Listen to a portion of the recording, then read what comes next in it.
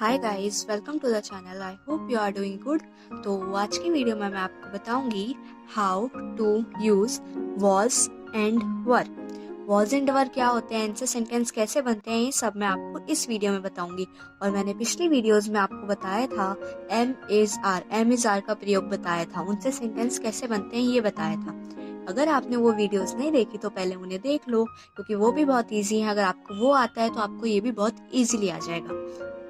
तो let's start now. Was and were क्या होते हैं? वॉज एंड वर का मतलब होता है थ, थी, थे। थ, थी, थे हमें ये बताता है जो हमारा सेंटेंस में जो हमने मीनिंग लिखा है वो पिछले समय में काम हो चुका है। वो था, जैसे मैं नहा रहा था, मतलब मैं पिछले समय में नहा चुका हूँ। मैं नहा लिया था, अभी नहा नहीं रहा हूँ। तो ये हमें बताता है जो हमारा काम पिछले समय में हो चुका है। Now, I was rich, I was not rich. Was I rich? Why was I rich? ये 4 सेंटेंसेस है जो मैं आपको इस वीडियो और आने वाली वीडियोस में बनाना सिखाऊंगी। तो सबसे पहले यहाँ पर लिखा है subject plus was oblique verb plus complement. Subject, ये बेसिक रूल है, इसको याद में रखते हुए हम ये सारी चीजें पढ़ेंगे। सब्जेक्ट हमें ये बताता है जो हमारा सेंटेंस है वो किसके बारे में है, या जो हमने बनाया है वो किसके बारे में है। उसी को देखते हुए हम वॉज वर्ड लगाते हैं plus complement. Now, person.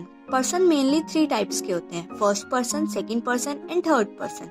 Now, singular. Singular का मतलब होता है एक, और प्लूरल का मतलब होता है बहुत सारे। First person singular. First person singular, मैं तैयार था, मतलब मैं पिछले समय में तैयार था, अभी हूं नहीं, मैं तैयार था। मैं तैयार था को हम इंग्लिश में, मैं का मतलब होता है आई। मैं मतलब आई वॉज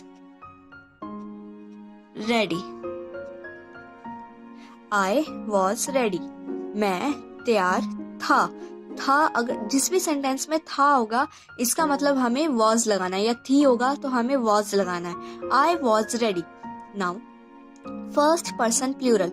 हम लोग तैयार थे। हम लोग को हम इंग्लिश में बोलते हैं वी, और थे है तो हमारे सेंटेंस में हो जाएगा वर। We were ready. हम लोग तैयार थे। वी वर रेडी, मतलब हम पिछले समय में तैयार थे, अभी है नहीं, मतलब हमारा ये काम पिछले समय में हो चुका है।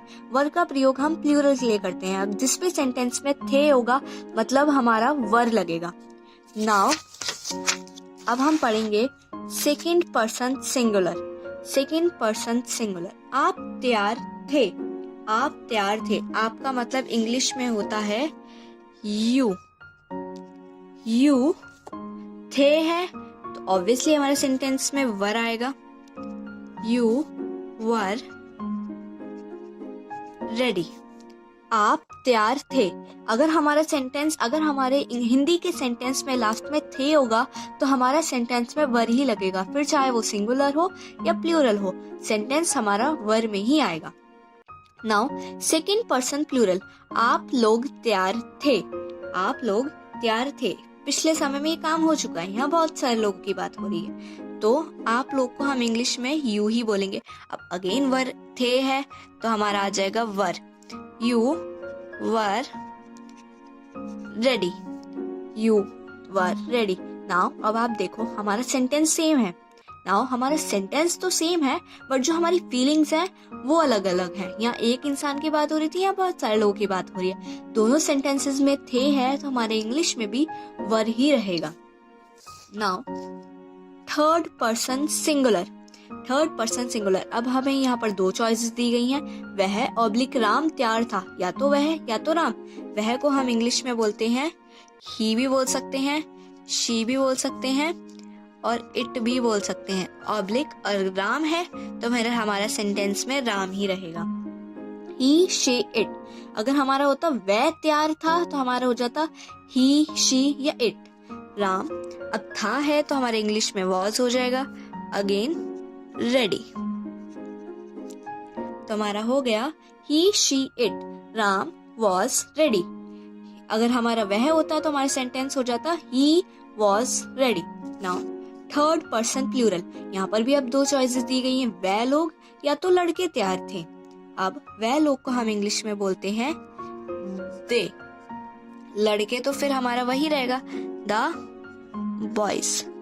अब सेंटेंस में थे है तो फिर हमारा आ जाएगा वर और ready. They oblique the boys were ready, वह लोग, यहाँ पर बहुत सारे लोगों की बात हो रही है, यहाँ एक ही इंसान की बात हो रही थी और यहाँ पर बहुत सारे लोगों की बात हो रही है। They oblique the boys were ready. Now अब हम देखेंगे, ये हमारे 5 सेंटेंसेस हैं जो हमें first person singular, first person plural, second person singular, second person plural, third person singular and third person plural को याद में रखते हुए बनाने। जो हमारा बेसिक था subject plus was oblique verb plus complement, उसको याद में रखते हुए हमें ये सेंटेंसेस बनाने। नाउ यहाँ पर लिखा है हम लोग गरीब थे। हम लोग को हम इंग्लिश में बोलते हैं वी। हम लोग, वी वर पुअर, मतलब हम गरीब पिछले समय में थे, अभी है नहीं। वी वर पुअर, हम लोग गरीब थे है तो हमारा सेंटेंस वर रहेगा। नाउ मैं उदास था, मतलब मैं पिछले समय में उदास था, अभी हूं नहीं। इसका मतलब आई, मैं को हम इंग्लिश में बोलते हैं आई, था है तो वॉज रहेगा और उदास का मतलब सैड। आई वॉज सैड, मैं उदास था। तुम लाचार थे, तुमको हम इंग्लिश में बोलते हैं यू। अब थे है तो हमारा हो जाएगा वर। लाचार को हम बोलते हैं हेल्पलेस। You were helpless. अब थे है तो हमारा वर हो जाएगा। राम थका था, अब राम है तो राम तो हमारा एज इट इज रहेगा। अब था है तो वॉज आ जाएगा और थका को हम इंग्लिश में बोलते हैं टायर्ड। Ram was tired. अब हमें एक चीज पे और गौर करना है, अगर हमारा सेंटेंस में या नेम है या फिर किसी कंट्री का नेम है तो उसका फर्स्ट लेटर हमेशा कैपिटल रहता है। अगर ये राम अगर किसी सेंटेंस के बीच में आता तो भी ये कैपिटल ही रहता।